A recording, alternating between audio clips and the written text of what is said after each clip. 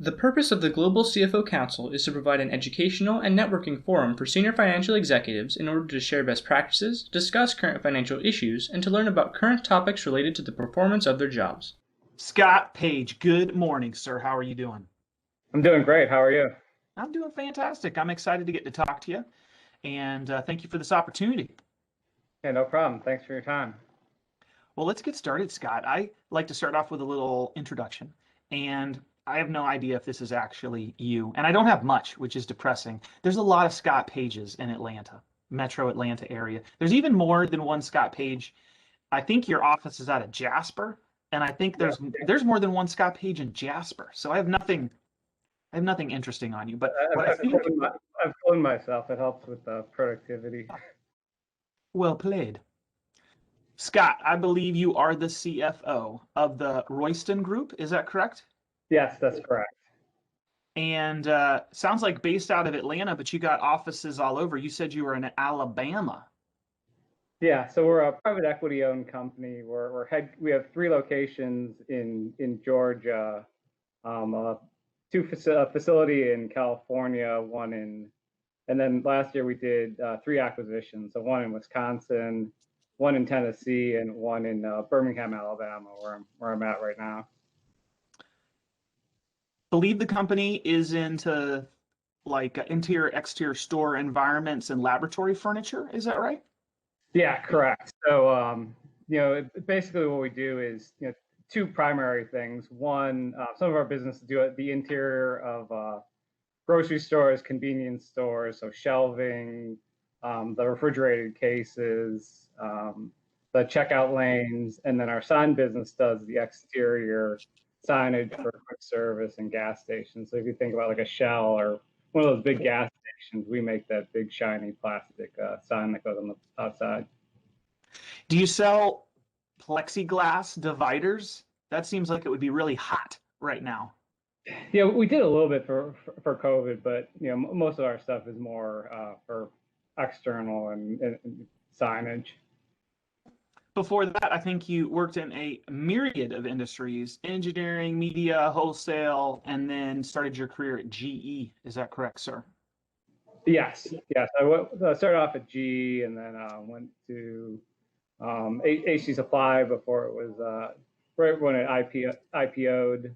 Then went to Yellow Pages, which was private equity owned, and then to a manufacturing company called Chart, and now Royston. So I've been in a gamut of different industries. Scott, this is going to be a long interview. I can already tell. This is a long intro.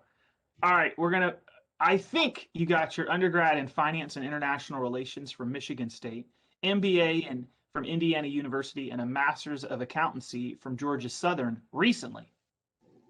Yeah, so I think my career was a little bit ass backwards in the sense of I started off on the strategic finance side, and I've been working back towards more of the tactical and accounting side. So I started off doing some FP&A and M&A finance, and then I got my CMA, and then went back and I passed all 4 parts of the CPA exam. I just need to get 1 or 2 more classes. I'll be hopefully getting my CPA in the next 2 or 3 months. That's awesome. Congratulations. That's fantastic. Let's get started, Scott. Let's get right into it. Question number 1 is, what is your favorite business book and why? Sure. I mean, I would probably give 2. One is kind of on the finance and side. There's a book called Valuation.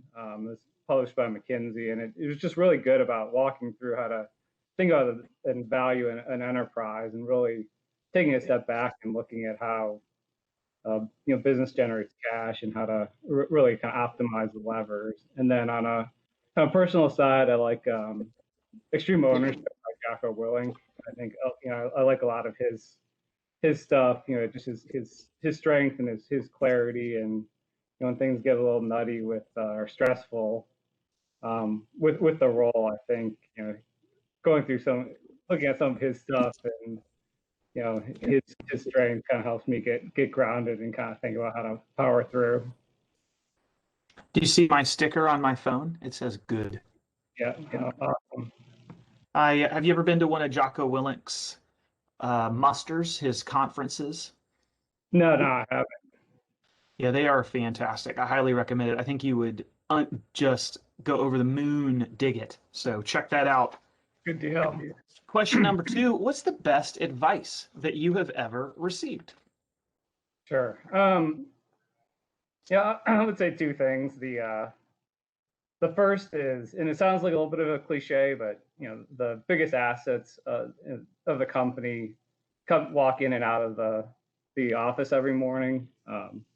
Because I've been blessed to work with some um, pretty good, really talented teams and with some really talented people. And I think just the quality of the people, if you get the right quality of people, it's just a game changer in terms of what you can do.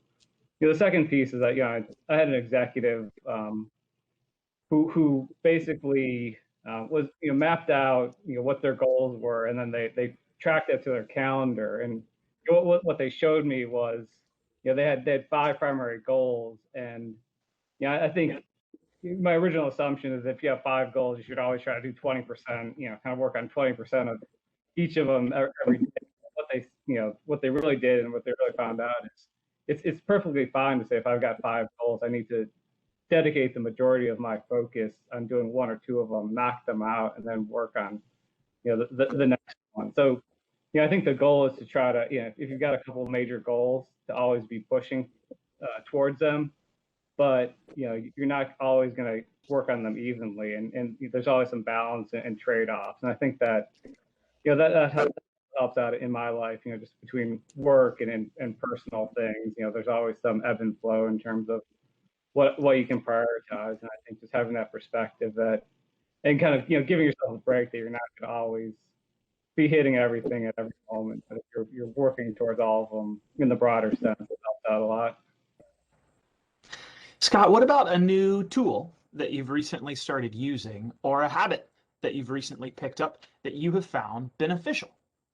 Sure. I mean, there might be fancier things, but one of the things I used to always write, I've always been a big note taker, and I used to always, write them in notebooks, and then I'd end up losing the notebooks or trying to find them. So I actually started using Microsoft OneNote, and then so you can type in there. It's pretty free form, and then the other nice thing is there's an app that you can get on your phone, and they sync automatically. So basically, I can type my notes on my laptop into OneNote, then it'll sync. So then on my phone, I can pull it up. So I've always got my notes with me, and they're searchable. So it really helps, and obviously it's archived online. So that whole issue of taking some notes and then never being able to find them again, that helps really eliminate it. Yeah, it is. I take a lot of notes, and I am kind of paranoid. Like, oh my God, what if I spill coffee on this thing? I've been keeping these little spiral notebooks for like 25 years.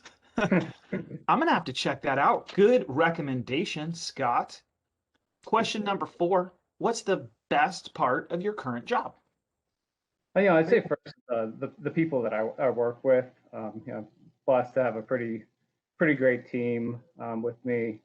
I think in my career, I also like being right now I'm in a middle market company, and I think in my career I've actually gone to smaller and smaller and smaller. So I started off at GE and then went to some businesses that were around $1 billion plus in revenues.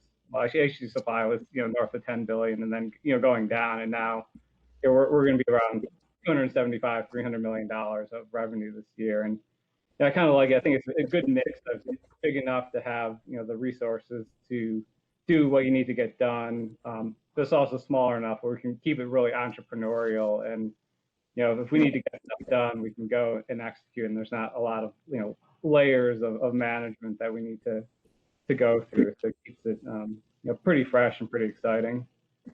Yeah, I also like our business. It's American manufacturing, and the stuff that we do is pretty tangible. So you can go into they opened up a new streetwise market, and a lot of our refrigerated cases were in there. So it's pretty cool to actually be able to go out and see the product. That's awesome. Very well done. Question number 5. What's something personal that you wouldn't mind sharing about yourself with the CFO Council members. Sure. Yeah, I've been married for 13 years. My amazing wife, Gabriella, and I've got two children. My daughter, Isabella, is 10, and my son, Michael, is 6.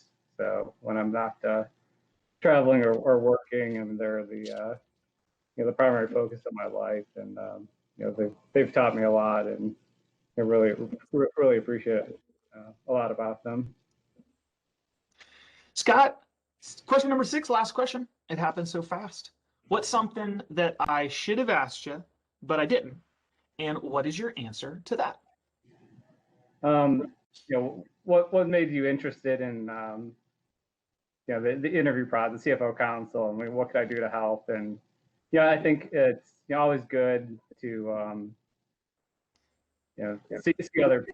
see the interviews of the other people and get those little bits of advice. And it's always kind of a mix of, to me, one motivating, to see how other people are doing it, and trying to learn, because obviously the CFOC can be pretty lonely or challenging at times, and I think it's always good to find mentors, and especially now in the COVID environment. It used to be great when you could go to conferences and in-person meetings and meet people, and I think having at least kind of virtually through these video sessions, I think it helps to be able to meet and kind of pick people's brains virtually.